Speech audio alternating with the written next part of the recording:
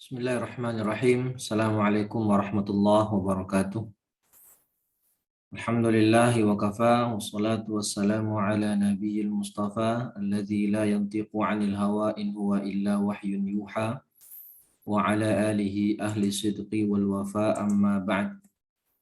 Fa as'alullaha ta'ala an yamunna lana bi'ilmin nafi' wal 'amalis salih wa an yufaqihana fid din وأن يفتح لنا فتوح العارفين وأن يرزقنا الإخلاص في الأقوال والأعمال اللهم آمين.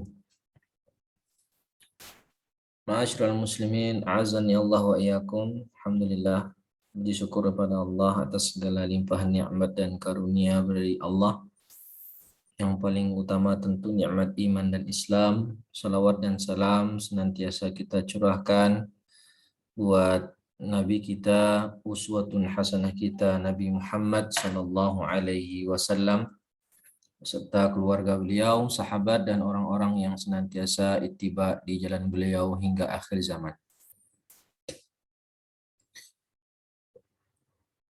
Baik, pada kesempatan hari ini kita lanjutkan kembali materi kita, pembelajaran kita dalam usul fikih dengan kitab Al-Khulasah fi Usulil Fiqhi karya Profesor Dr. Hasan Haito hafizahullahu ta'ala. Dan kita pada kesempatan hari ini setelah libur 2 pekan ya, kita masuk ke pembahasan yang kelima, Al-Faslul Khamis, dalam pembahasan Dalalatul Alfaz. Ya, masih dalam pembahasan Dalalatul Alfaz, masuk ke pembahasan yang kelima, yaitu al-mutlaqu wal muqayyad. Nah, al-mutlaq wal muqayyad. Qala al-musannif hafizahullahu ta'ala wa nafa'ana bi'ilmihi fid dunya wal akhirah. Al-mutlaq wal muqayyad fil mabahith al-muta'alliqah biha kal-'am wal khas. Muta'alliqah bihima kal-'am wal khas. Wal mutlaq ma dalla 'ala al-mahiyyah bila qaidin min wihdatin aw kathrah. Mutlaq adalah sesuatu yang menunjukkan kepada mahiyah yang ditunjukkan bila qaidin tanpa qaid, ya, tanpa qaid dari wihdatin aw kathrah. Itu bahasa Indonesianya gimana ya? Madalla 'alal mahiyah, yang menunjukkan kepada sesuatu tanpa adanya qaid, tanpa adanya ikatan tertentu, baik satu ataupun banyak. Atau bahasa sederhananya adalah mutlak itu wahid ghairu muayyan. Itu mutlak, menunjukkan kepada sesuatu satu tapi dia tidak muayyan, tidak tertentu. Ya, bebas. Kalau am itu afrad ghairu mahsurin. Itu kalau am itu afrad, anggota-anggota yang banyak, tidak terbatas, ghairu mahsurin. Tapi kalau mutlak itu menunjukkan kepada satu tapi ghairu muayyan. Ya, tidak dita'yin secara tertentu. Wadzalika kan nakirah fi siyaqil itsbat fi qaulina akrim rajulan. Nah, ini sebagaimana contoh kalimat nakirah dalam siyaq itsbat. Nakirah dalam siyaq itsbat akrim rajulan, muliakanlah seorang laki-laki. Siapa laki-laki itu? Bisa Ahmad, bisa Furqan, bisa Salim, bisa Muhammad, ya, bisa Abdullah, siapapun, yang penting satu orang pria. Akrim rojulan, akrim rojulan, siapapun. Ya, kalau mau memuliakan Ahmad, maka yang lain gugur. Atau mau pindah dari Ahmad, kalau ingin memuliakan Furqan, maka Ahmad dan yang lain gugur. Nah itu, pokoknya satu. Atau akrim taliban, muliakanlah satu orang murid. Talib. Siapa talib di sini? Bisa thalib yang paling pintar, bisa thalib yang paling rendah akademiknya, bisa thalib yang paling banyak hafal Qur'annya, bisa thalib yang menengah hafal Qur'annya, siapapun yang penting satu, ghairu muayyan. Ayat firman Allah Ta'ala, fatahriru raqabah, bebaskanlah budak. Budak yang bagaimana? Budak hitam, budak putih, yang muslim, kafir atau bukan? Terserah, pokoknya raqabah, yang penting merdekakan satu budak. Itu namanya mutlak, wahid ghairu muayyan. والذي يهم في هذا الموضوع وأنه إذا ورد اللفظ في مكان مطلق أو وفي مكان مقيد فهل يحمل المطلق على المقيد. Lalu pembahasan di sini yang penting kata beliau, jika ada di satu tempat lafaz teks dari Al-Quran ataupun hadis dia sifatnya mutlak, di satu tempat lafaz teks syar'i itu mutlak dan di tempat yang lain dia muqayyad. Lalu timbul pertanyaan, apakah bisa kita bawa lafaz mutlak tadi kepada makna muqayyad, kepada lafaz muqayyad?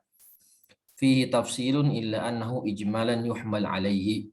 Di sana ada tafsil, tetapi secara ijmal, secara global itu jika ada lafaz mutlak lalu ada lagi lafaz muqayyad, maka yang mutlak tadi dibawa kepada makna muqayyad.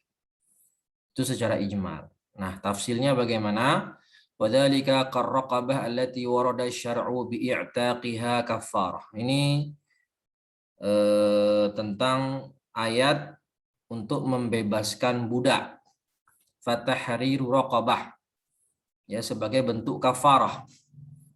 Ya kan? Karena suatu perbuatan. Fa innaha qidat fi ba'dil mawadhi' bil iman kama fi kafaratil qatl. Nah, ini dalam kasus kafaratul qatl, pembunuhan yang tidak sengaja, ya, itu kafarahnya membebaskan satu budak mukminah. Fatahriru raqabatin mukminah, membebaskan budak perempuan mukminah. Ini kan muqayyad ya, budak mukminah. Sifatnya dia seorang mukminah. Artinya jika ada orang melakukan pembunuhan qatlul khata' yang tidak disengaja, maka ketika dia membebaskan budak, budaknya harus budak yang muslimah, beriman. Nggak bisa budak yang lain. Kalau dia merdekakan budak yang kafir, maka belum tertunaikan kafarahnya, belum lunas kafarahnya. Nah, itu dalam kafaratul qatl. Lalu di tempat lain Allah memutlakkan, tidak disebut sifatnya. Itu di bab zihar, fi kafaratiz zihar. Allah Ta'ala berfirman, fatahriru raqabatin min qabli an yatamasa. Raqabah, mutlak raqabah. Tidak disebut mukminah sebagaimana di ayat kafaratul qatl. Fayuhmal mutlaq 'ala al-muqayyad ihtiyatan wa yushtaratul imanu fi raqabah fi kafaratiz zihar. Maka kata beliau, di sini mutlak raqabah doang dan di sini muqayyad ditakyid dengan sifat mukminah. Maka apakah dibawa yang mutlak ini kepada makna muqayyad? Kata beliau, yuhmal mutlaq 'alal muqayyad ihtiyatan. Ya, maka dibawa makna mutlak kepada makna yang muqayyad. Jadi, kalau begitu ketika seseorang melakukan zihar, ya dalam fikih itu kan zihar menyamakan istri dengan mahramnya, dengan ibu kandungnya atau dengan neneknya dan seterusnya dalam pembahasan fikih nikah itu. Jika seorang suami melakukan zihar, maka di antara kafarahnya adalah kafarah zihar itu membebaskan budak dan harus budak mukminah. Dan ini juga dalam pendapat mazhab Syafi'i demikian. Dan juga jumhur. Maka nggak cukup kalau hanya membebaskan budak gitu aja, bukan yang mukminah. Maka kafaratul zihar itu harus budak yang mukminah seperti kafaratul qatl. Kenapa? Karena yuhmal mutlaq 'alal muqayyad. Dibawa makna mutlak kepada makna yang muqayyad. Artinya yushtaratul iman fi raqabah fi kafaratiz zihar. Tetap disyaratkan iman, artinya seorang budak itu harus budak yang beriman dalam masalah kafaratuz zihar. Ya, beliau hanya membawa satu contoh saja. Aslinya contohnya banyak. Kalau kita lihat dalam kitab usul fikih yang lebih mutawal itu seperti Taisir Ilmi Usul Fiqih karya Syekh Dr. Yusuf Al-Judi' itu juga banyak dijelaskan. Ya, kemudian juga dari penjelasan Dr. Labib itu ada 4 rincian.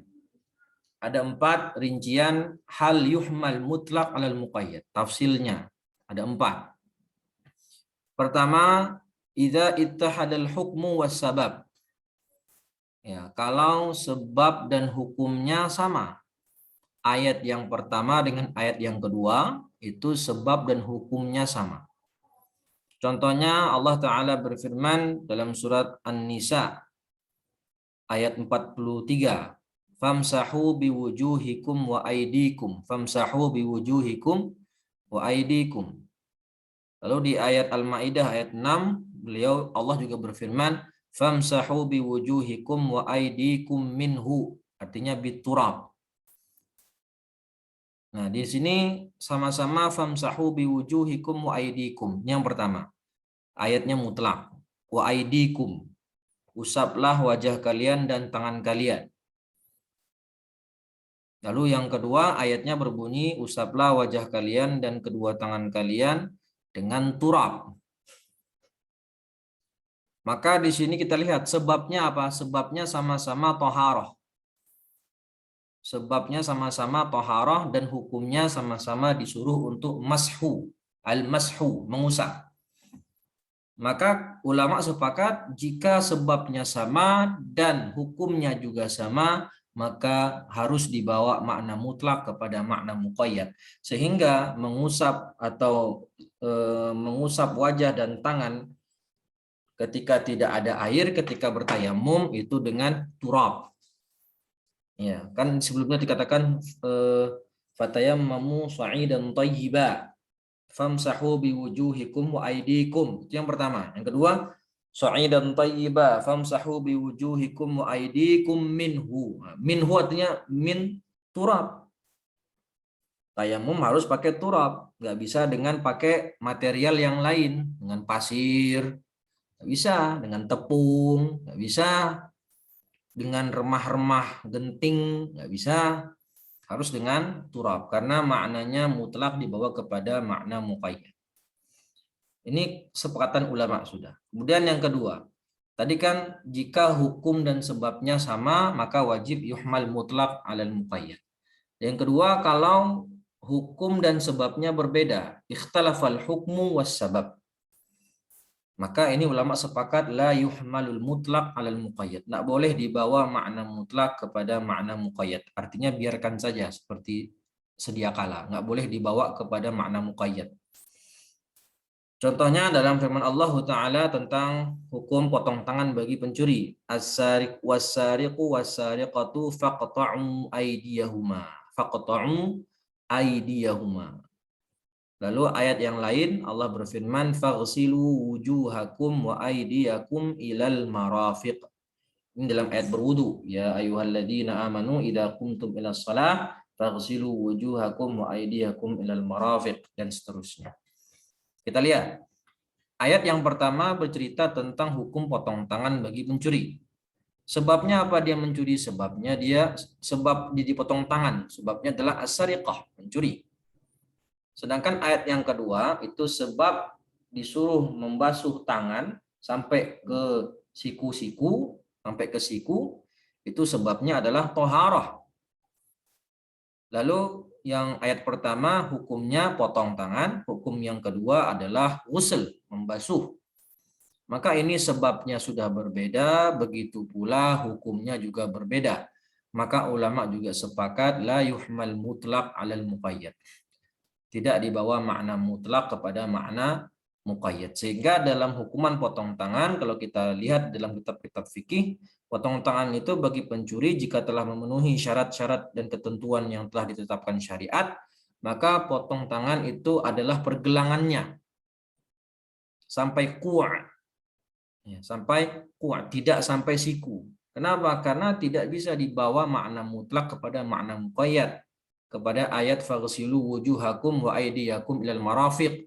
Ayat ini bercerita tentang toharoh dan hukumnya adalah membasuh tangan ketika berwudu. Sedangkan ayat itu bercerita tentang hukuman potong tangan bagi pencuri. Maka sebabnya berbeda, hukumnya berbeda, maka tidak bisa dibawa makna mutlak kepada makna muqayyad. Lalu yang ketiga, di sini ulama khilaf. Apakah dibawa makna mutlak ke muqayyad atau tidak? Yang pertama, ya yang ketiga ini, idza ittahada fis sabab wa ikhtalafa fil hukum. Kalau secara hukum sama, tapi secara sebab sama, tapi secara hukum berbeda. Ulama khilaf di sini. Apakah yuhmal mutlak alal muqayyad amla? Sebagian ulama mengatakan yuhmal, dibawa makna mutlak kepada makna muqayyad, sebagian lagi mengatakan tidak. Contohnya Allah Ta'ala berfirman, faghsilu wujuhakum wa aydiyakum ilal marafiq. Ini tadi Al-Maidah itu ayat 6. Lalu ayat yang kedua, famsahu biwujuhikum wa aydiyakum min. Allah mengatakan pertama faghsilu. Allah kedua yang dalam ayat kedua Allah mengatakan berfirman famsahu biwujuhikum wa aydiyakum min. Ayat pertama ini masih dalam satu ayat. Sama-sama dalam satu ayat. Surat Al-Maidah ayat 6. Di awal ayat Allah mengatakan ya ayyuhalladzina amanu faghsilu wujuhakum wa aydiyakum ilal marafiq. Di sini sebabnya taharah dan hukumnya adalah al-ghusl, membasuh. Lalu setelah itu fatayammamu sa'idan thayyiba famsahu biwujuhikum wa aydiyakum min. Sebabnya sama-sama taharah. Wudu itu taharah, tayamum juga bagian taharah. Tapi hukumnya berbeda. Dalam berwudu Allah perintahkan membasuh, dalam tayamum Allah perintahkan hanya mengusap. Maka di sini sebabnya sama yaitu taharah, tetapi hukumnya berbeda. Yang satu membasuh, yang satu diperintahkan untuk mengusap. Maka apakah dibawa kepada makna muqayyad yang mutlak tadi? Ulama khilaf.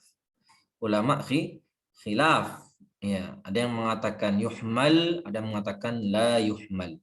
Makanya dari sini kita tahu ada sebagian ulama yang mengatakan kalau tayamum itu cukup sampai pergelangan tangan aja. Dasarnya apa? Ulama yang mengatakan demikian, dasarnya adalah ayat ini tidak bisa tidak bisa diyuhmal alal muqayyad karena sebabnya itu sama tapi hukumnya berbeda. Kalau wudu baru sampai tangan, sampai siku. Tapi kalau tayamum enggak. Cukup sampai pergelangan tangan saja. Kenapa? La yuhmal mutlaq alal muqayyad. Tapi kalau ulama yang mengatakan yuhmal dibawa makna mutlak kepada makna muqayyad meskipun hukumnya berbeda tapi sebabnya sama, maka ketika tayamum pun seseorang itu mengusap tangannya sampai siku. Sebagaimana yang pendapat mu'tamad dalam mazhab Syafi'i kalau saya tidak salah. Berbeda dengan An-Nawawi. Imam An-Nawawi rahimahullah lebih memilih pendapat kalau tayamum itu cukup sampai pergelangan tangan saja.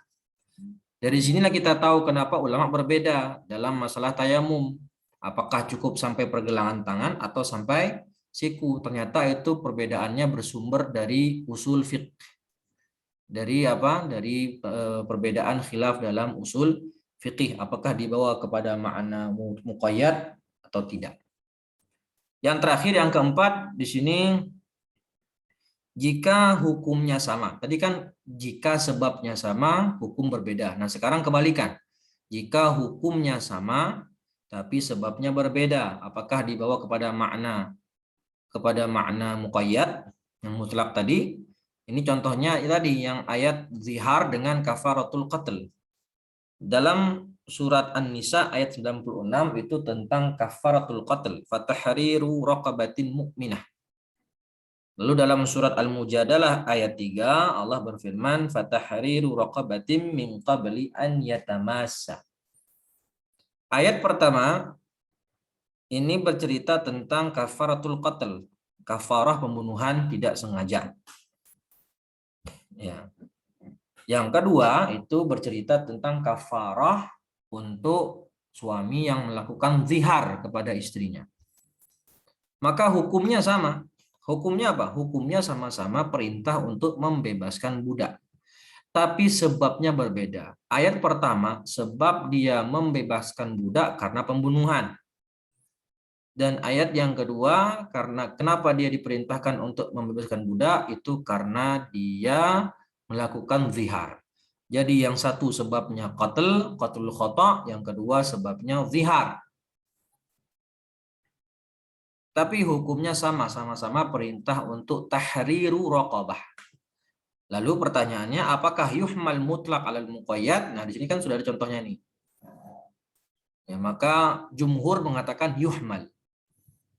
Dan ini juga yang dipilih oleh Syekh Profesor Dr. Hasan Haito, yuhmal. Selama hukumnya sama, meskipun sebabnya berbeda, yuhmal mutlak alal muqayyad. Sehingga jumhur mengatakan kalau laki-laki atau suami yang menzihar istrinya, maka dia wajib memerdekakan budak, harus budak mukminah. Harus budak yang mukminah. Kenapa? Karena dibawa makna mutlak dalam ayat itu kepada makna muqayyad dalam surat An-Nisa ayat 96 terkait pembunuhan tidak disengaja. Fatahriru raqabatin mukminah. Jadi musannif di sini Dr. Hasan itu hanya membawakan satu contoh saja. Ya, dan tadi sudah saya tambahkan 3 contoh yang lain. Jadi kesimpulannya ada 4, 2 ulama sepakat dan 2 lagi ulama khilaf. Nomor 1, jika hukum dan sebabnya sama, ulama sepakat. Ini dibawa kepada makna muqayyad yang mutlak. Yang kedua, kalau sebab dan hukumnya berbeda, ulama juga sepakat tidak boleh dibawa makna mutlak kepada makna muqayyad.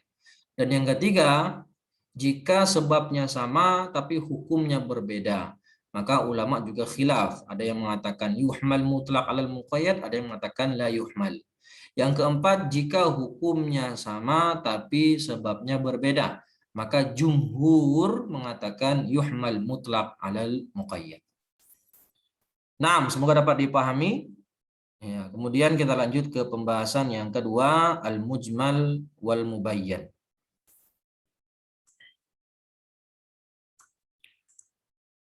Al-mujmal ini masih dalam pembahasan dalalatul alfaz, ya, pembahasan yang keenam, mujmal dan mubayyan. Perlu kita ketahui sebelumnya, mujmal mubayyan itu nanti setelah itu akan membahas zahir wal muawwal.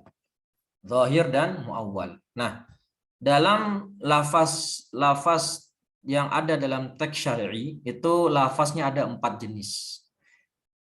Dan itu terbagi menjadi 2 secara garis besar. Yang pertama, laisa lahu illa ma'nan wahid. Jika lafaznya itu tidak memiliki kecuali makna satu saja, tidak mengandung makna lain, la yahtamilu ma'nan akhar. Jadi hanya satu makna. Tidak ada penafsiran yang lain, tidak ada arti yang lain, maka itu disebut lafaznya adalah nas. Nas, ya. Jelas. Seperti perintah Allah untuk mencambuk orang zina. Fajlidu kulla wahidin minhuma mi'ata jaldah. Mi'ah. 100. Apakah mengandung makna lain? 100? Apakah mungkin 120 maknanya? Tidak. Itu namanya nas. Qul huwallahu ahad. Itu juga nas. Tidak mengandung makna lain. Allah itu esa. Udah, titik. Nggak ada tafsiran yang lain. Lalu yang kedua, kalau dia mempunyai makna lebih dari satu makna, maka itu terbagi menjadi 2. Kalau dia lafaz yang punya lebih dari satu makna dan ala jihati tasawi, dia mempunyai 2 makna dan levelnya sama, ala jihati tasawi, itu disebut sebagai mujmal. Atau bahasa lainnya lafaz yang mushtarak. Antara satu dengan yang lain kekuatannya sama, seimbang. Tidak ada yang lebih kuat dan tidak ada yang lebih lemah. Nah, kalau lafaznya itu lebih dari satu makna, punya makna lain, dan salah satu di antara mereka ada yang lebih kuat, ya, Tadi contohnya yang alat jati tasawi, sama-sama kuat, tidak ada yang lebih kuat antara satu makna dengan makna yang lain. Itu contohnya kalimat al-qar'u. Wal mutallaqatu yatarabbasna bi anfusihinna thalathata quru. Al-qar'u itu ulama berbeda pendapat dalam memaknai makna al-qar'u dan sama kuat. Sama kuat makna al-qar'u itu ada yang mengatakan maknanya al-haid, ada yang mengatakan maknanya suci, tuhur.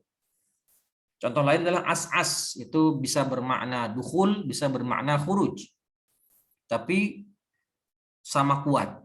Nah, kalau maknanya yang ketiga, kalau maknanya lebih dari satu dan dia salah satunya lebih rajih daripada yang lain, itu disebut namanya zahir. Makna yang lebih kuat disebut zahir, arjah, makna yang marjuh disebut muawwal. Nah, kita akan bahas satu-satu. Di sini kata beliau, apa itu mujmal? Ma lam tattadih dilalatuhu min qaulin aw fi'lin. Yang dilalahnya, makna kandungannya itu belum jelas, baik perbuatan maupun perkataan. Contohnya lafaz al-qur'. Kata beliau, wadzalika kal qur'i fi qaulihi ta'ala wal mutallaqatu yatarabbasna bi anfusihinna thalathata quru'. Fal qur'u au qur'u yahtamilu tuhra wal haidha 'ala sawa. Maka makna qur'u itu mengandung dua makna sama kuat. Bisa bermakna suci dan juga bisa bermakna haid. Hadza qabla an yurajjah ahadul ma'nayaini min qablil mujtahid. Jadi disebut dia mujmal jika belum ada yang dirojihkan oleh para ulama. Belum ada yang merojihkan di antara salah satu makna antara suci dan haid, itu belum ada ulama mujtahid yang merojihkan. Ya. Maka ketika ada ulama yang merojihkan, maka kalau lafaznya ini nasnya itu mustarak atau mujmal, kita membutuhkan dalil lain untuk memahami apa maksud kalimat yang mujmal tadi atau maksud kata yang mujmal tadi. Maka di sini ulama berbeda pendapat. Madhab Syafi'i dan Maliki itu memaknai makna al-quru di sini adalah tuhur, 3 kali suci. Sedangkan madhab Hambali dan madhab Hanafi memaknai lafaz quru ini sebagai maknanya adalah haid, 3 kali haid. Nah, jadi masing-masing ulama memilih makna yang lebih kuat menurut pendapat mereka, tentu berdasarkan dalil-dalil yang ada. Ya, itu silahkan kalau mau bahas itu merujuk ke kitab-kitab fikih yang ada. Wal ijmal fil fi'li. Jadi mujmal itu bisa mujmal dalam kalimat, bisa juga mujmal dalam hukum. Ya. Dan juga dikatakan di sini ijmal dalam fi'il. Apa maksudnya ijmal dalam fi'il? An yaf'ala an-nabiyyu sallallahu alaihi wasallam fi'lan la tu'rafu jihatuh. Kama sayati ma'ana fil af'al fayakunu muhtamilan lil wujub wan nadbi wal ibahati 'ala sawa. Seperti perbuatan Nabi, yang perbuatan beliau itu tidak kita ketahui apa tujuan beliau.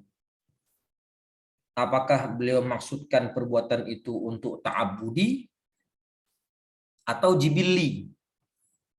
Nah, itu nanti pembahasannya dalam af'al Nabi. Insya Allah kita akan bahas lebih rinci dalam pembahasan af'alun Nabi. Contohnya seperti Nabi menggunakan sorban, imamah. Ya, ini Nabi memakai imamah ini dalam rangka ta'abbudi atau dalam rangka adah saja. Jibillah. Beliau memakai sorban itu karena ta'abbudi atau karena memang adat istiadat orang pada zaman beliau di Makkah saat itu ya pakai sorban. Nah, itu contohnya. Atau kasus beliau memanjangkan rambut. Beliau itu memanjangkan rambut dalam rangka ta'abbud atau dalam rangka adah saja. Kalau kita katakan Nabi Muhammad itu memanjangkan rambut dalam hal ta'abbudi, maka nggak salah orang mengatakan, oh aku memanjangkan rambut, menggondrongkan rambut dalam rangka sunnah Nabi.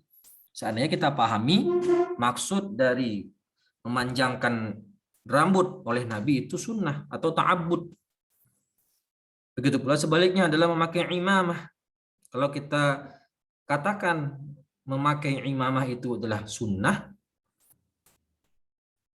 maka tentu ketika orang memakai sorban itu lebih utama daripada memakai kopiah. Karena mencontoh Nabi, sunnah Nabi, dan tentu ada pahalanya di situ.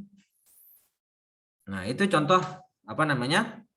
Contoh perbuatan Nabi yang la tu'rafu jihatuhu. Nah, itu nanti pembahasan dalam af'al Nabi. Jadi mujmal, apakah ini bermakna wajib ataukah sunnah ataukah hanya ibahah saja? Naam, alas sawa, dengan sisi sama kuat. Wal mubayyin mattadahat dilalatuhu ba'dal ijmal, yaitu awal mubayyan. Jadi teks tadi yang awalnya mujmal, kemudian datang ayat penjelas atau teks lain yang menjelaskan maksud ayat itu, maka dia disebut al-mubayyan. Atau juga bisa disebut al-mubayyin. Ya, kalau mubayyin itu ma bihi tattadihu dilalah. Ma bihi tattadihu ad-dilalah. Dengan ayat tadi, maka lafaz yang mujmal tadi menjadi jelas, menjadi wadih maknanya, tidak lagi mujmal. Ya, itu sama saja sebenarnya, intinya sama saja, mubayyin maupun mubayyan. Intinya ada satu ayat, ada satu teks yang maknanya mujmal, maka ketika ada ayat lain yang dia menjelaskan makna mujmal di kalimat sebelumnya, maka disebut sebagai mubayyan. Wal ijmal taratan yakunu bainal haqa'iq kal qur'i. Ya. Kata beliau selanjutnya, ijmal itu bisa saja terjadi antara hakikat, sesama hakikat, seperti al-qur'. Idh huwa haqiqatun fit tuhri wal haid. Al-qur' itu secara hakikat dia tuhrun, suci, dan haid. Jadi tuhrun itu hakikat, haid juga hakikat. Bisa juga terjadi antara afrad al-haqiqah al-wahidah, afradul haqiqatil wahidah. Bisa terjadi antara afrad hakikat yang satu.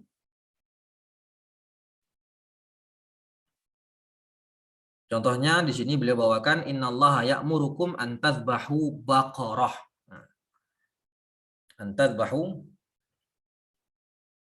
baqarah. Jadi bisa antara dua hakikat yang ada. Itu yang pertama kan. Jadi qur'u itu bisa maknanya haid dan bisa maknanya suci. Dan ini ada dua hakikat yang berbeda. Tapi bisa saja dia satu hakikat saja di antara afrod yang ada. Seperti Baqarah. Al-Baqarah ayat 67. Kata Allah, sungguhnya Allah merintahkan kepada kalian untuk menyembelih satu ekor sapi, Baqarah. Mutlak kan? Ini mutlak ini. Ya, fi siyaq al-itsbat. Nakirah fi siyaqil itsbat, mutlak. Baqarah yang mana maksudnya? Maka muhtamal bisa saja maksudnya bisa maksudnya adalah sapi yang warnanya merah atau yang warnanya hitam atau yang warnanya kuning, sapi dewasa, sapi muda, sapi pekerja dan yang lain. Makanya kan kita tahu dalam ayat itu orang Yahudi bertanya kan, setelah Nabi Musa menyuruh mereka untuk menyembelih sapi, innallaha ya'murukum an tadbahu baqarah. Qalu atattakhiduna huzwa? Qala a'udzu billahi an akuna minal jahilin. Orang Yahudi bertanya, qala du'u lana rabbaka yubayyin lana ma hi. Qala innahu yaqulu innaha baqaratul la faridu wa la bikr. Awanun baina dzalik faf'alu ma tu'marun, dan seterusnya sampai ayat beberapa kemudian. Nah, ala kulli hal ini contoh yang dibawakan beliau. Ya, kemudian asbabu ijmal. Sebab kenapa kok lafaz tadi, teks tadi bisa mujmal maknanya. Ulama mujmal ya mengatakan itu mujmal. Maknanya lebih dari satu dan sama kuat antara satu makna dengan makna yang lain. Apa sebabnya? Pertama sebabnya adalah i'lal. Maksudnya apa i'lal di situ? Seperti kal mukhtar alladzi yahtamilu an yakuna ismu fa'ilin aw maf'ul li'annahu munqalibun an mukhtayar dan mukhtayir atau mukhtayir. Ya, maksudnya di sini kalau dari penjelasan Dr. Labib itu kita nggak tahu kalimat ini, lafaz mukhtar ini kita nggak tahu apakah dia itu isim fa'il atau isim maf'ul. Karena mukhtar ini bisa dimaknai isim fa'il, bisa juga dimaknai isim maf'ul, bisa dua-duanya. Kalau mukhtar bermakna isim fa'il, berarti dia orang yang memilih. Annahu yakhtarun nas. Dia yang memilih. Bisa juga bermakna maf'ul, mukhtar. Artinya Allah ikhtarahu. Allah yang memilihnya. Ya. Atau contoh yang kedua, hakim. Hakim. Hakim ini dia bisa bermakna fa'il, bisa juga bermakna maf'ul. Kalau hakim bermakna fa'il berarti dia hakim. Orang yang menghakimi, sesuatu yang menghakimi, menjadi hakim. Tapi kalau dia bermakna maf'ul berarti dia muhkam. Ya, berarti dia muhkam. Nah, di sini sebabnya. Jadi kita itu taraddud. Ya, taraddud maknanya ini apakah dia diartikan isim fa'il ataukah maf'ul, isim maf'ul. Karena sama-sama kuat, bisa bermakna ini, bisa bermakna itu. Baik. Nah, itu maksudnya. Apakah dia dimaknai isim fa'il atau isim maf'ul, kalimat mukhtar tadi atau kalimat hakim. Nah, itu maksudnya i'lal. Ya, i'lal. Yang kedua, marji'us sifah. Kembalinya sifat. Contoh di sini Zaidun tabibun mahirun. Zaidun tabibun mahirun. Mahirun ini sifat. Nah, pertanyaannya fasifatu wahiyal maharah. Kalimat mahir ini dia kembali ke Zaid apa kembali ke tabib? Nah, itu. Zaidun tabibun mahirun. Jadi yang mahir itu Zaid ataukah tabib? Sifatnya itu kembali ke Zaidnya atau kepada tabibnya. Yuhtamal an takuna li Zaid. Sifat maharah ini bisa kembali kepada Zaid, bisa juga kembali kepada tabib. Ya, kepada tabib. Contoh lain dalam Al-Qur'an. Wa huwal ghafurul wadud dzul arsyil majid. Dalam Al-Buruj, wa huwal ghafurul wadud, yaitu wa huwa Allah, di situ maksudnya dzul arsyil majid. Nah, di sini al-majid itu kan sifat. Pertanyaannya, apakah dia sifat untuk Allah atau dia sifat untuk arsy? Kalau kita katakan sifat untuk Allah, maka dibaca Dzul Arsy Al-Majidu. Karena dia mausuf kepada Allah. Wa huwal ghafurul wadud. Wa huwa itu kan tadi marfu, mubtada. Ya, wa huwa, maka dia sifatnya kalau kita sandingkan sifat itu kepada Allah, maka Dzul Arsyil Majidu. Tapi kalau kita katakan Al-Majid itu sifat untuk arsy, maka dia dibaca jar.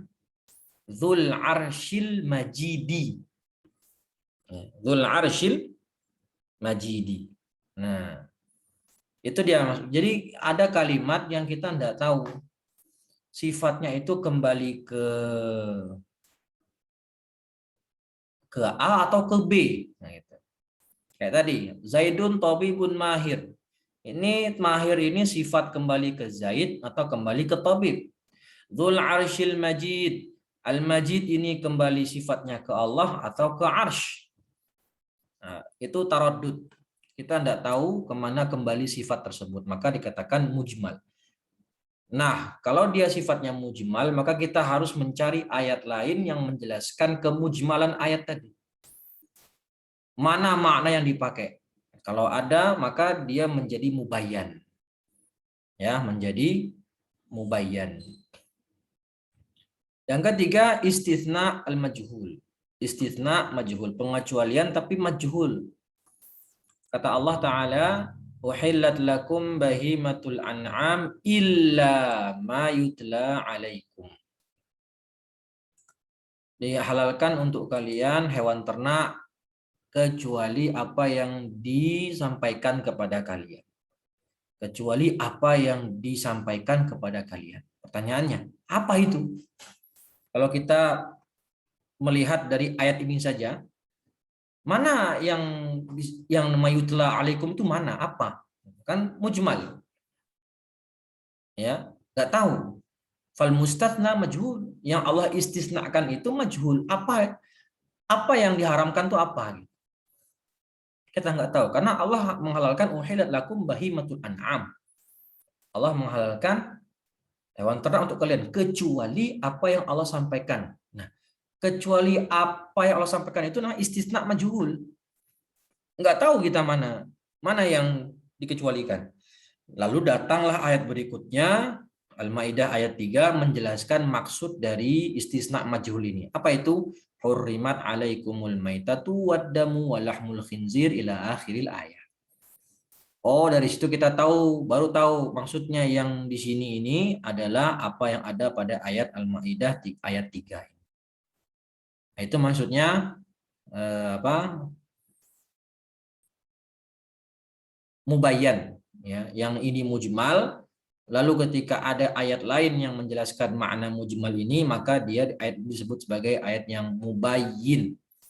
Dan ayat ini menjadi mubayyan yang sudah terjelaskan. Sama kayak al-quru. Kalau kata Syafi'iyah dan Malikiyah, maknanya al-quru itu adalah suci. Apa dalil penjelasnya? Dalil penjelasnya adalah bahwasanya wanita itu boleh ditalak saat suci dan haram ditalak saat haid. Maka maksud dari kata quru di sini adalah suci. Nah, itu dalilnya ulama Syafi'iyah dan Malikiyah. Ya. Kalau Hanafiyah mengatakan ijlisu yauma aqra'ik. Ya, ijlisu atau ijlis yauma aqra'ik. Artinya kalian tidak boleh melakukan sholat di hari-hari aqra' kalian. Nah, aqra' di situ maksudnya haid. Maka dengan dalil ini ulama Hanafiyah dan Hanabilah menafsirkan makna quru tadi adalah haid, bukan suci. Berbeda dengan pendapat Malikiyah dan Syafi'iyah. Ala kulli hal masing-masing kelompok, masing-masing ulama mempunyai dalil yang diambil dari mereka untuk menjelaskan makna quru tadi. Sehingga makna quru tadi menjadi mubayyan, menjadi jelas. Tidak lagi menjadi mujmal karena ada dalil lain yang menjelaskannya. Lalu yang terakhir di sini pembahasan tentang ta'khirul bayan. Ya, ta'khirul bayan. Ya, ini ada kaitan dengan ilmu kalam, ya. Berkaitan dengan ilmu kalam sedikit. Yang perlu kita ketahui di sini sebelum kita masuk membahasnya adalah ada dua mustalahat. Ada dua mustalah. Pertama namanya waktul khitab. Yang kedua maknanya waktul hajah. Saya ulang. Yang pertama adanya waktul khitab. Yang kedua namanya waktul hajah. Apa arti waktul khitab? Waktul khitab artinya al-waktul ladzi yasma'ul mukallafu khitab asy-syari'. Waktu di mana ayat itu didengar oleh mukallaf, turunnya ayat. Itu namanya waktul khitab. Al-waktul ladzi yasma'ul mukallafu khitab asy-syari'. Waktu di mana turunnya ayat dan disimak dan didengar oleh mukallaf. Nah, waktu turunnya ayat itu namanya waktul khitab. Ada yang kedua namanya waktul hajah. Apa artinya? Al-waqtul ladzi yahtajul mukallaf lil amal bin nas. Itu waktu di mana mukallaf itu butuh untuk mengamalkan apa yang ada dalam kandungan nas. Waktu beramal. Waktu untuk mengamalkan. Itu namanya waktul hajah. Jadi contohnya misal Allah berfirman wa aqimus shalah, itu turun jam 9 pagi. Misal perintah untuk sholat wajib wa aqimus shalah itu turun jam 9. Itu namanya waktul khitab. Nah, ketika sudah masuk waktu zuhur itu namanya waktul hajah. Waktunya kita mengamalkan isi ayat. Itu namanya waktul hajah. Makanya di sini judul besarnya takhirul bayan.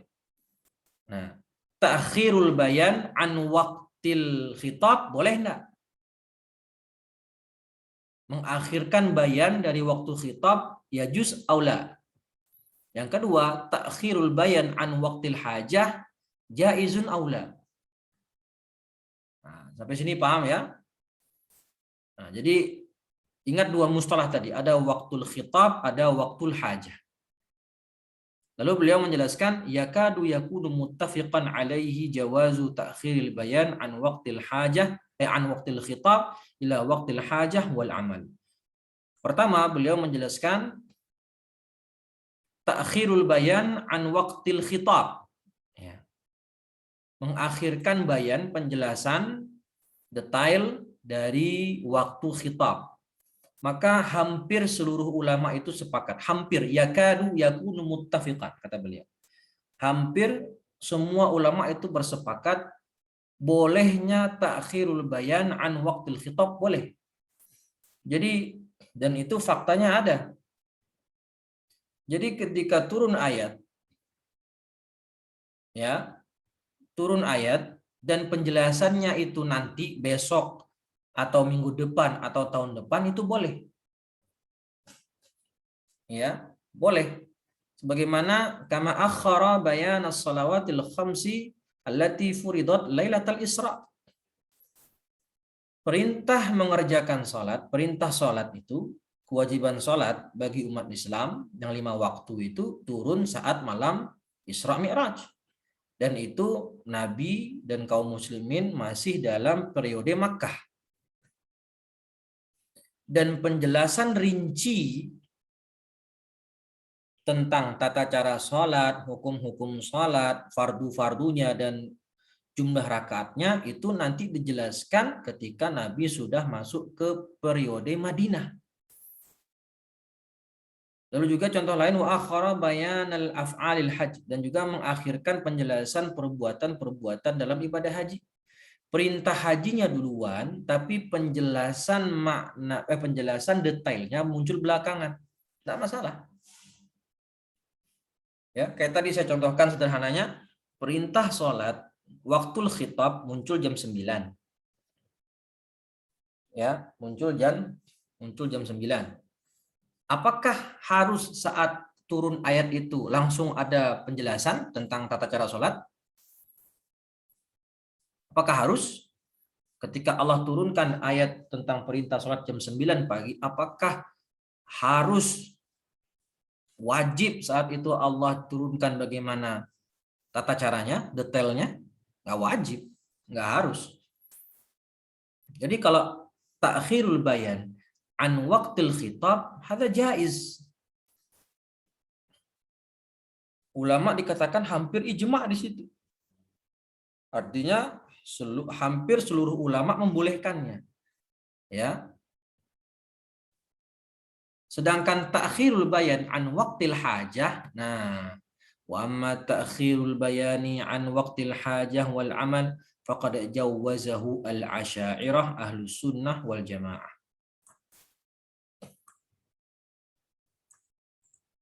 Sedangkan mengakhirkan bayan, penjelasan secara rinci dari waktu hajah, tadi kan saya katakan waktu hajah itu waktu kita mengamalkan isi teks syar'i. Maka di sini jumhur ulama, ya, khususnya ahlul hadis mengatakan nggak boleh. Makanya kalau kita belajar usul fikih itu sering kita mendengar kaidah ta'khirul la yajuzu ta'khirul bayan an waqtil hajah. Tidak boleh kita mengakhirkan penjelasan dari waktu hajah.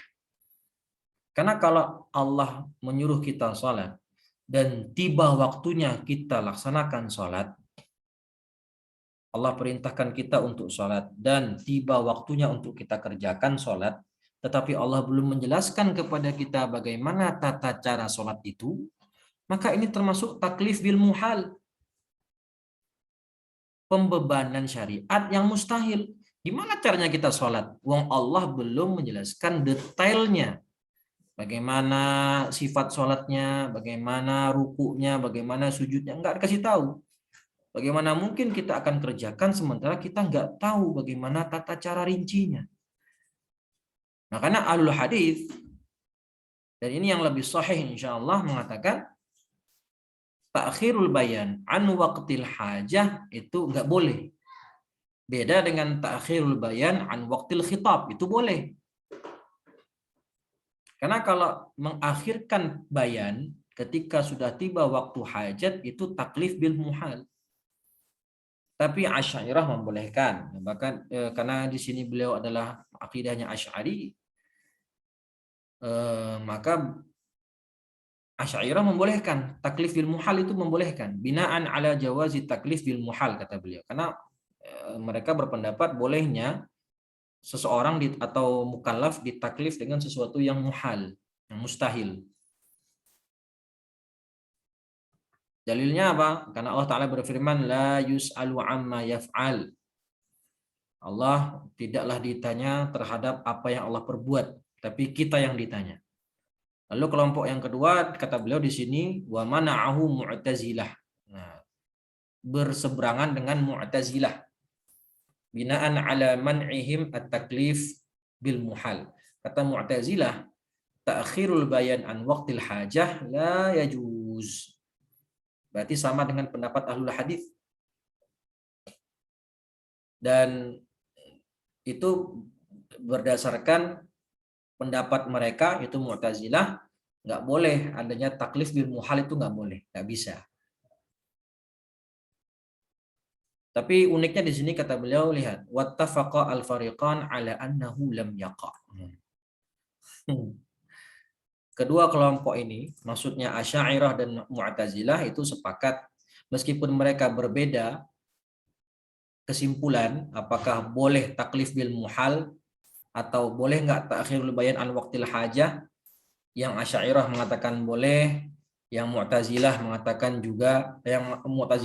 tidak boleh. Tapi mereka itu bersepakat kalau ini tidak ada terjadi, lam yaqa. Di realitanya itu tidak ada. Meskipun dikatakan boleh kata Asy'ariyah, tapi pada praktek di lapangan itu tidak ada. Tidak ada contohnya. Nah, maka kata Dr. Labib, terus kalau gitu buat apa disebutkan perkara ini, khilaf dalam masalah ta'khirul bayan ala waqtil hajah ini, kenapa kok diributkan? Kenapa kok dimasukkan ke dalam usul fikih yang mana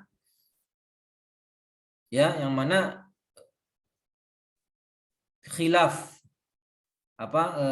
perbedaan Asy'ariyah dan Mu'tazilah terhadap masalah taklif bil muhal ini, itu pada faktanya tidak ada di lapangan gitu. Wa innamal khilaf fil jawaz.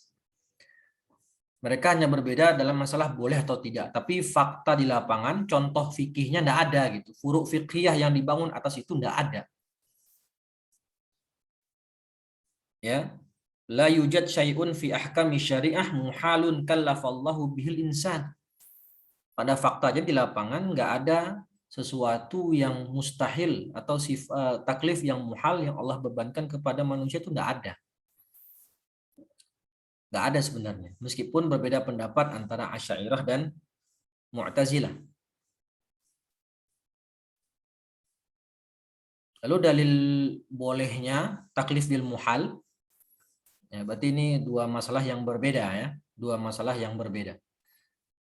Kalau kata Asy'ariyah, ta'khirul bayan an waqtil hajah itu boleh. Tapi kata ahlul hadis itu ta'khirul bayan an waqtil hajah itu tidak boleh. Asy'ariyah mengatakan boleh, ahlul hadis mengatakan tidak boleh. Lalu masalah taklif bil muhal, Mu'tazilah mengatakan nggak boleh, nggak mungkin. Sedangkan Asy'ariyah mengatakan mungkin, boleh saja.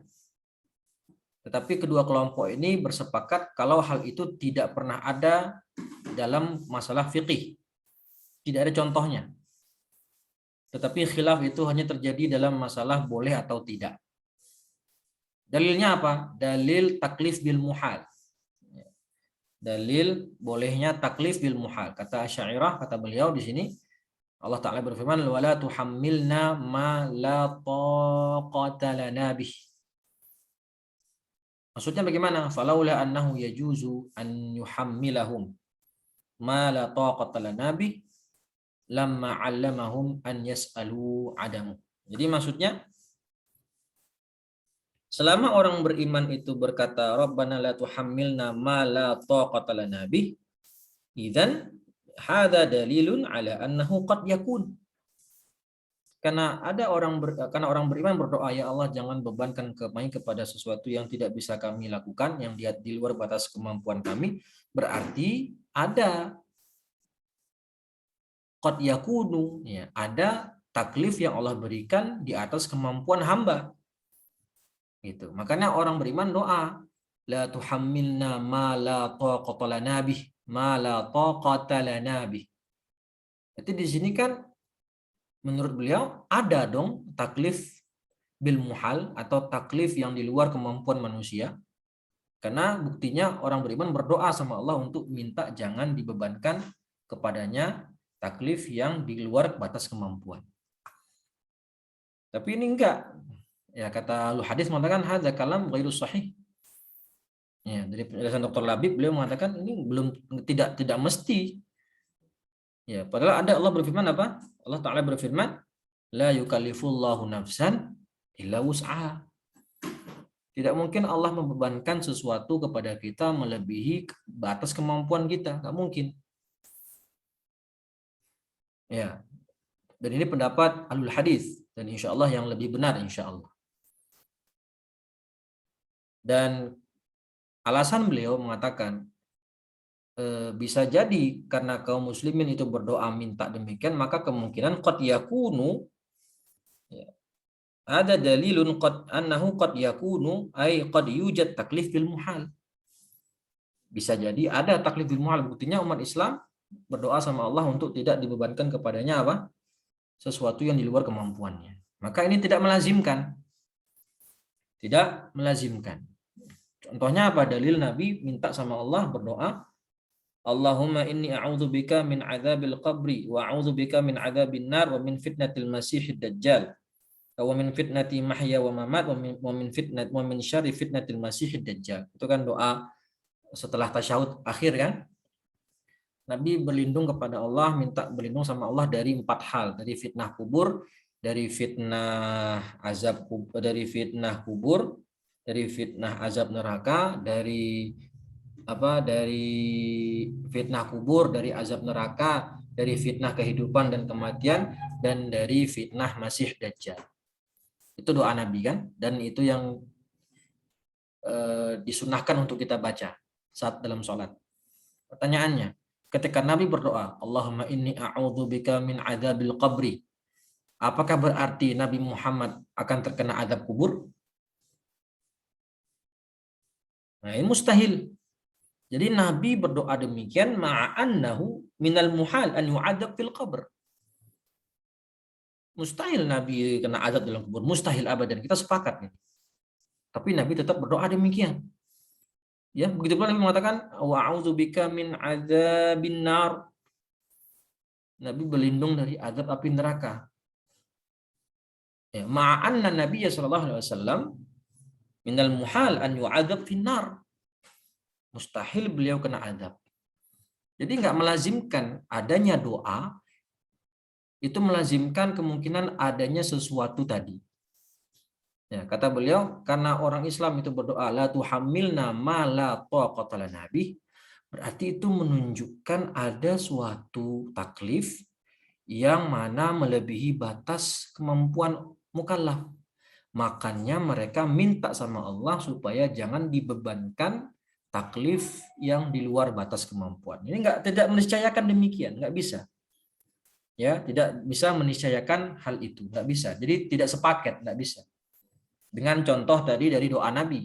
Nabi minta sama Allah supaya jangan diazab di api neraka, dan tentu mustahil Nabi tidak akan pernah kena azab meskipun Nabi minta sama Allah dijauhkan dari azab neraka.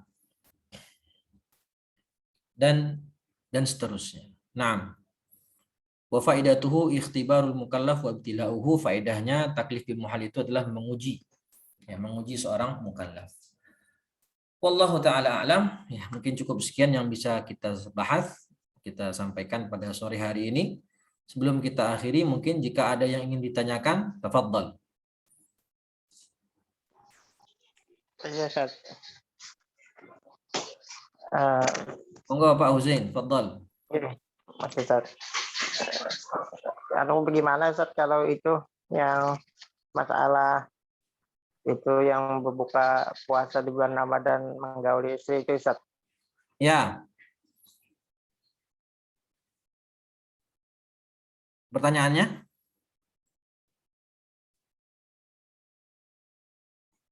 Halo?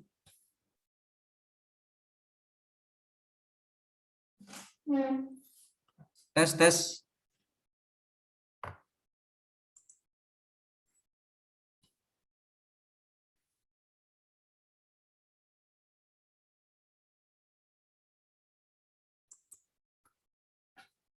Kok mati Pak Husin? Iya, kok mati Ustaz? Mungkin jaringan tuh Ustaz. Putus jaringan. Tapi beliau masih masuk di Hilang-hilang suaranya Ustaz. Yang tanda mic-nya tuh Ustaz. Kalau hilang berarti apa jaringan berarti? Oh, okay. Jadi anunya itu dimati anak saya itu nih wifi-nya. Oh gitu. Ya coba ulang Pak, ulang Pak.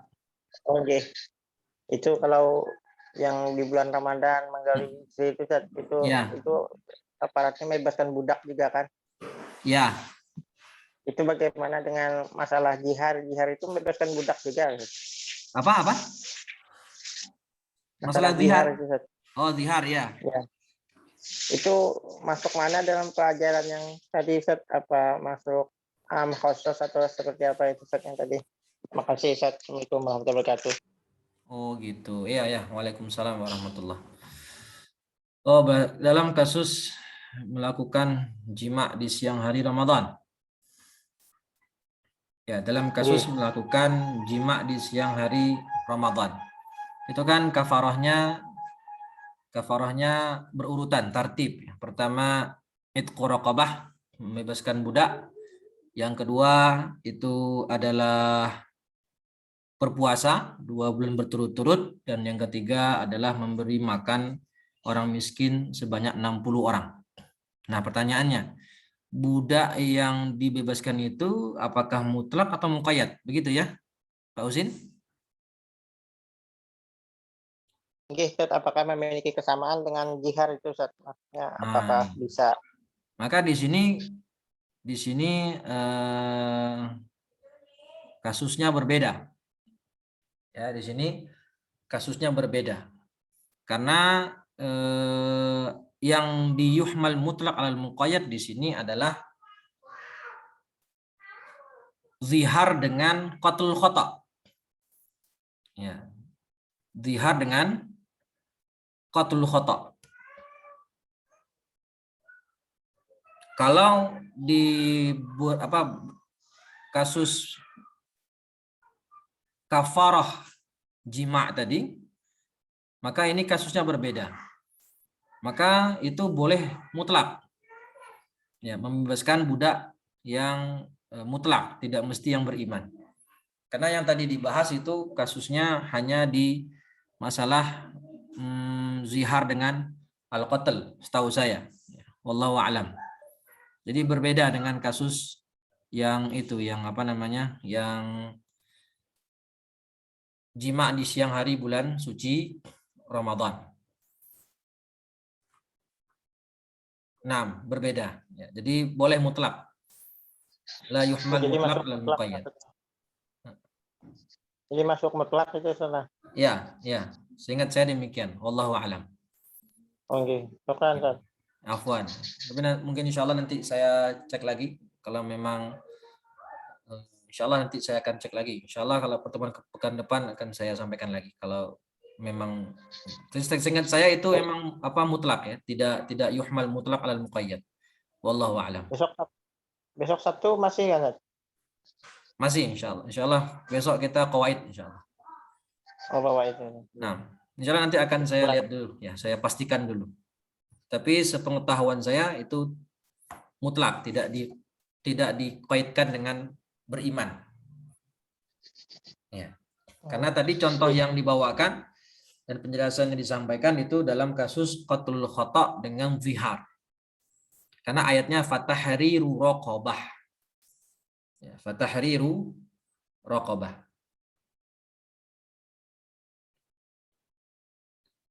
Wallahu a'lam bishawab. Ada lagi mungkin? Syukran Ustaz. Afwan, barakallahu fikum. Mau tanya Ustaz. Nggih, monggo Pak. Ya, ini Ustaz, ini mungkin yang materi Ustaz, qaid fikih Ustaz ini. Oh iya. Nah, jadi gini Ustaz, kalau Anda perhatikan tuh Ustaz, terkadang ada Ustaz, ada penerapan yang berbeda dari qaid fikih dari para ulama itu. Misalkan mengenai vaksin Ustaz. Ada ulama A yang pakai kaidah la dirar wala doror gitu kan. Jangan itu kan pakai kaidah itu gitu. Jadi karena ini darurat dan supaya tidak memudaratkan hak orang lain, kita wajib vaksin gitu. Tapi ada yang ulama lain yang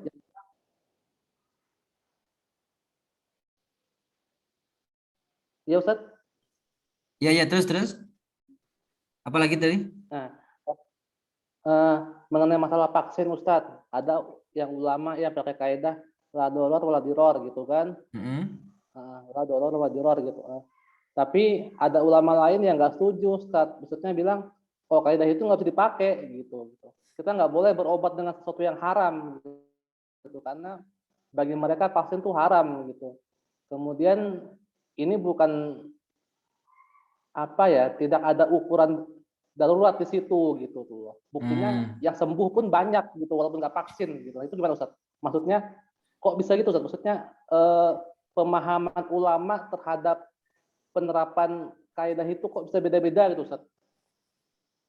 Baik. Tadi kenapa kok dikatakan vaksin haram, kenapa? Ya karena Ustaz dari sesuatu yang haram gitu kan. Ini kenapa dikatakan haram? Karena ada zat haramnya gitu misalnya. Ya gitu, misalkan dari babi atau apa gitu, atau yang kita nggak tahu zat. Dan terus dibilang itu tidak ada unsur darurat di situ gitu loh. Kita nggak vaksin pun nggak masalah katanya. Buktinya yang sembuh pun banyak gitu. Ya. Baik, bagus ini. Jadi kalau dalam kasus seperti itu, dalam masalah vaksin atau tidak vaksin, berarti di sini para ulama berbeda pendapat dari sisi itu darurat atau tidak. Nah, di situ berarti perbedaannya. Ulama berbeda pendapat, berarti di situ masalahnya apakah hal itu darurat atau belum. Nah, bagi yang mengatakan itu darurat, pakainya itu la dharara wala dirar. Karena itu bisa menyebabkan bahaya bagi orang lain kalau nggak vaksin. Gitu. Tapi tadi kata antum yang kedua, buktinya banyak juga yang sembuh nggak pakai vaksin kan gitu. Jadi di sini tempat khilafnya, mahalul khilafnya itu apakah itu dia termasuk darurat atau tidak. Nah, kalau yang seingat saya contoh yang darurat ini seperti vaksin meningitis untuk jamaah haji. Itu kan MUI pernah mengatakan dalam vaksin meningitis itu ada zat haramnya, enzim babi gitu ya, seingat saya. Vaksin untuk haji, dan Indonesia jamaah haji yang ingin berangkat ke tanah suci ataupun umrah wajib vaksin meningitis. Nggak bisa enggak, wajib itu, dan nggak ada vaksin lain. Nah kalau seperti ini gimana? Pasti mau nggak mau kita harus vaksin meningitis. Meskipun kita tahu di sana ada unsur haramnya, zat haramnya. Tapi ini juga dibolehkan juga oleh MUI. Kenapa? Karena tidak ada vaksin lain yang lebih halal, tidak ada. Hanya satu itu. Dan saya ketika umroh itu juga wajib, gitu. Karena itu syarat wajib, kartu kuning. Nanti kan dapat kartu kuning, gitu. Dapat kartu buku warna kuning. Tanda kita sudah vaksin meningitis dulu di tahun 2018 kalau saya tidak salah. Yang seperti ini maka bisa dikatakan artinya darurat.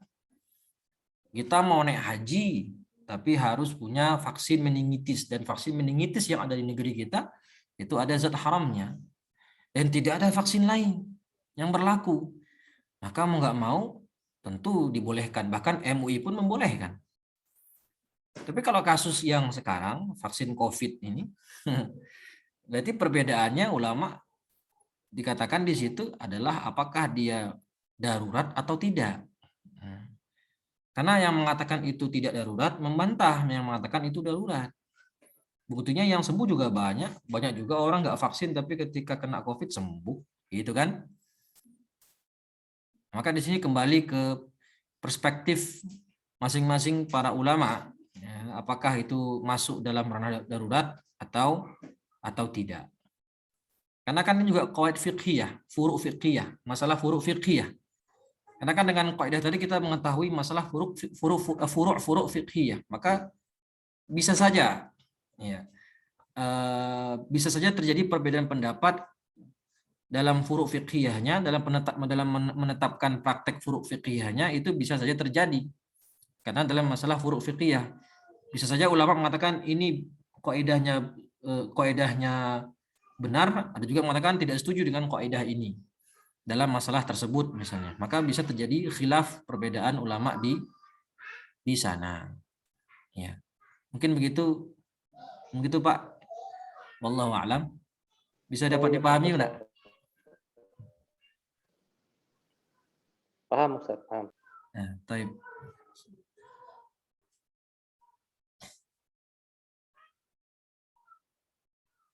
Baik, mungkin cukup sekian yang bisa kita bahas pada kesempatan sore hari ini. Insyaallah kita lanjutkan besok qawaid fiqhiyah insyaallah. Wallahu taala a'la wa a'lam. Kita tutup dengan membaca hamdalah dan doa kafaratul majlis. Alhamdulillahi rabbil alamin. Subhanakallahumma wa bihamdika asyhadu an la ilaha illa anta astaghfiruka wa atubu ilaih. Assalamualaikum warahmatullahi wabarakatuh. Waalaikumsalam warahmatullahi wabarakatuh. Syukran Ustaz. Naam, afwan, barakallahu fiik.